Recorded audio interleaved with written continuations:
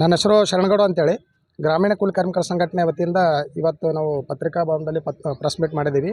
ಮುಖ್ಯವಾಗಿ ಮಹಾತ್ಮ ಗಾಂಧಿ ರಾಷ್ಟ್ರೀಯ ಗ್ರಾಮೀಣ ಉದ್ಯೋಗ ಖಾತ್ರಿ ಕಾನೂನು ಏನಿತ್ತು ಅದನ್ನು ಹೆಸರು ಬದಲಾಯಿಸುವ ನೆಪದಲ್ಲಿ ಕೇಂದ್ರ ಸರ್ಕಾರ ಇವತ್ತು ಆ ಕಾಯ್ದೆಯನ್ನೇ ಸಂಪೂರ್ಣವಾಗಿ ಬದಲಿಸುವಂಥ ಒಂದು ವ್ಯವಸ್ಥೆಗೆ ಹೋಗ್ತಾ ಇದೆ. ಇದನ್ನು ಖಂಡಿಸಿ ನಾವು ಈಗಾಗಲೇ ಇವತ್ತು ರಾಜ್ಯವ್ಯಾಪ್ತಿ ಸಂಸದರ ಮನೆ ಮುಂದೆ ಒಂದು ಹೋರಾಟ ಹಮ್ಮಿಕೊಳ್ತಾ ಇದ್ದೀವಿ.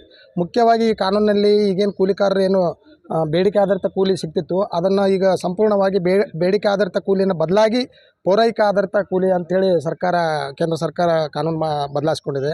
ಅದ್ರ ಜೊತೆಗೆ ಬಜೆಟ್ನಲ್ಲಿ ಕೂಡ ಸಾಕಷ್ಟು ವ್ಯತ್ಯಾಸಗಳನ್ನು ಕೂಡ ಮಾಡಿಕೊಂಡಿದೆ ಸರ್ಕಾರ.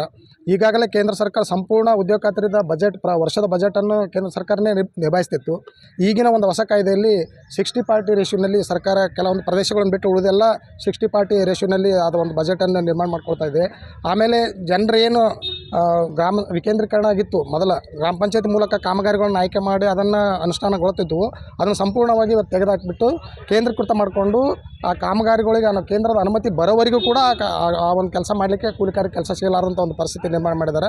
ಇದನ್ನು ನಾವು ಸಂಪೂರ್ಣವಾಗಿ ಗ್ರಾಮೀಣ ಕೂಲಿ ಕಾರ್ಮಿಕ ಸಂಘಟನೆ ಇವತ್ತು ಖಂಡಿಸ್ತಾ ಇದ್ದೀವಿ.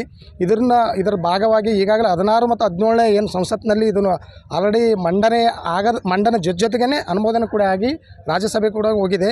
ಅದಕ್ಕೆ ಈಗಾಗಲೇ ರಾಜ್ಯವ್ಯಾಪ್ತಿ ಸಾಕಷ್ಟು ಸಂಘಟನೆಗಳು ಈ ಒಂದು ಹೊಸ ಮಸೂದೆ ಬೇಡ, ನಮಗೆ ಹಳೆ ಮಸೂದೆನೇ ಮುಂದುವರಿಸಬೇಕು, ಹೊಸ ಮಸೂದೆ ಬೇಡ ಅಂತೇಳಿ ಈಗಾಗಲೇ ಸಾಕಷ್ಟು ದೇಶವ್ಯಾಪ್ತಿ ಸಂಘಟನೆಗಳು ಮುಷ್ಕರ ಕೈಗೊಂಡಿದ್ದಾವೆ. ಅದೇ ರೀತಿಯಲ್ಲಿ ನಾವು ಗ್ರಾಮೀಣ ಕೂಲಿ ಕಾರ್ಮಿಕ ಸಂಘಟನೆ ಕೂಡ ಇಂದಿನಿಂದ 22ನೇ ತಾರೀಕು ಪ್ರತಿ ಸಂಸದರ ಮನೆ ಮುಂದೆ ಹೋರಾಟ ಮಾಡಿ ಬರೇ ಮಹಾತ್ಮ ಗಾಂಧಿ ಹೆಸರು ಬದಲಾಯಿಸಿದಷ್ಟೇ ಈ ಕಾನೂನಲ್ಲಿಲ್ಲ, ಅದರ ಒಳಗಂತ ಒಕ್ಕೊಂಡು ನೋಡಿರಿ, ನೀವು ಸಂಸತ್ನಲ್ಲಿ ಅದನ್ನು ರೇಸ್ ಮಾಡಿರಿ ಅಂತ ತಿಳ್ಕೊಂಡು ಅವ್ರ ಮನೆ ಮುಂದೆ ಹೋಗಿ ಅವರಿಗೆ ಒಂದು ಮನವಿ ಪತ್ರ ಕೊಟ್ಟು ಅಲ್ಲಿ ಒಂದು ಹೋರಾಟ ಮಾಡಲಿಕ್ಕೆ ಒಂದು ವ್ಯವಸ್ಥೆ ಮಾಡ್ಕೊಂಡಿವಿ. ತದನಂತರದಲ್ಲಿ ನಾವು ಪ್ರತಿ ಜಿಲ್ಲೆಯಿಂದ ಕೂಡ ಒಂದು ಪ್ರಧಾನಮಂತ್ರಿಗಳಿಗೆ ಪತ್ರ ಚಳವಳಿ ಮುಖಾಂತರ ಈ ಮೊದಲನೇ ಕಾನೂನಿಗೂ ಮತ್ತು ಈಗಿನ ಕಾನೂನಿಗೆ ಇರೋಂಥ ವ್ಯತ್ಯಾಸನ ಅವ್ರ ಗಮನಕ್ಕೆ ತರಲಿಕ್ಕೆ ನಾವು ಪ್ರಯತ್ನ ಮಾಡಬೇಕನ್ನೋಂಥದ್ದು ಒಂದು ಕೂಡ ನಮ್ಮ ಉದ್ದೇಶ ಇಟ್ಕೊಂಡಿದ್ದೀವಿ.